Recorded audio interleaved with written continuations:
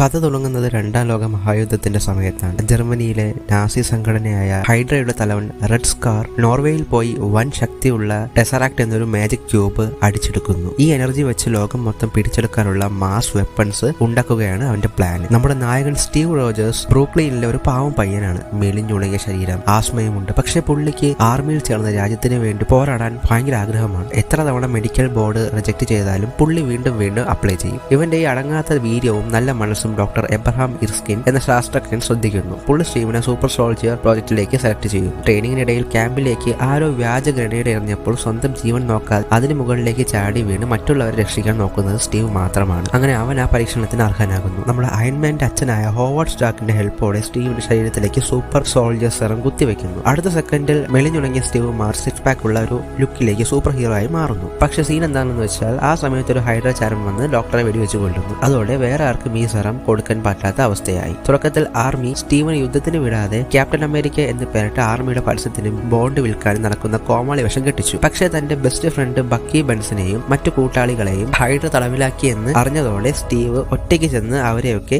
വൻ സാഹസികമായി രക്ഷിക്കുന്നു. ഇതോടെ ആർമിക്ക് പുള്ളിയുടെ വില മനസ്സിലായി. ഹോവാർഡ് സ്റ്റാർക്ക് അവന് അത്യുഗ്രൻ വൈബ്രേനിയം ഷീൽഡ് ഉണ്ടാക്കി നൽകുന്നു. സ്റ്റീവും ബക്കിയും സംഘവും ചേർന്ന് ഹൈഡ്രയുടെ ഓരോ താവളവും തകർത്തെറിയുന്നു. ഇതിനിടയിൽ ഒരു മിഷനിൽ വെച്ച് ബക്കി ട്രെയിനിൽ നിന്നും മലയിടുക്കിലേക്ക് വീണ് മരിക്കുന്നു. തന്റെ കൂട്ടുകാരുടെ മരണത്തിന് പകരം വീട്ടാൻ സ്റ്റീവ് റെഡ് സ്കള്ളിന്റെ മെയിൻ കോട്ടയിലേക്ക് ഇറച്ചു കയറുന്നു. ബോംബുകൾ നിറഞ്ഞ വൻ വിമാനത്തിൽ വെച്ച് റെഡ് സ്കള്ളും സ്റ്റീവും തമ്മിൽ കടുത്ത ഫൈറ്റ് നടക്കുന്നു. യുദ്ധത്തിനിടയിൽ റെഡ് സ്കൾ ടെസറാക്റ്റിൽ തൊടുകയും ആ എനർജിയിൽ അവൻ ബഹിരാകാശത്തിലേക്ക് അപ്രത്യക്ഷനാവുകയും ചെയ്യുന്നു. പക്ഷെ ആ വിമാനം ന്യൂയോർക്കിനെ തകർക്കാൻ പോകുന്ന ബോംബുകളുമായിട്ട് പറക്കുന്നു. നഗരത്തെ രക്ഷിക്കാൻ വേറെ വഴിയില്ലാത്ത സ്റ്റീവ് ആ വിമാനം ആർട്ടിക് മഞ്ഞുമലകളിലേക്ക് ഇടിച്ചിറക്കാൻ തീരുമാനിക്കുന്നു. തന്റെ കാമുകി പെഗ്ഗി കാർട്ടറോട് റേഡിയോയിലൂടെ നമുക്ക് അടുത്ത ആഴ്ച ഒരുമിച്ച് ഡാൻസ് കളിക്കണമെന്ന് പറഞ്ഞ് വിമാനത്തോടെ മഞ്ഞിലേക്ക് വീണ് സ്റ്റീവ് അപ്രത്യക്ഷനാകുന്നു. 70 വർഷങ്ങൾക്ക് ശേഷം ഷീൽഡ് ഏജന്റുമാർ മഞ്ഞിനടിയിൽ നിന്നും സ്റ്റീവിനെ ജീവനോടെ കണ്ടെത്തുന്നു. ന്യൂയോർക്കിൽ കണ്ണു തുറക്കുന്ന അവൻ നിക് ഫ്യൂരിയെ കാണുന്നു. താൻ 70 കൊല്ലം ഉറങ്ങിപ്പോയെന്നും തന്റെ പ്രണയിനിയുമായുള്ള ഡാൻസ് ഡേറ്റ് നഷ്ടപ്പെട്ടുവെന്നും മനസ്സിലാക്കി നിൽക്കുന്ന സ്റ്റീവിനെ കാണിച്ചാണ് ഈ സിനിമ തീരുന്നത്. ഇവിടെ നിന്നാണ് നമ്മുടെ അവഞ്ചേഴ്സിന്റെ കഥ തുടങ്ങുന്നത്. ഓക്കെ.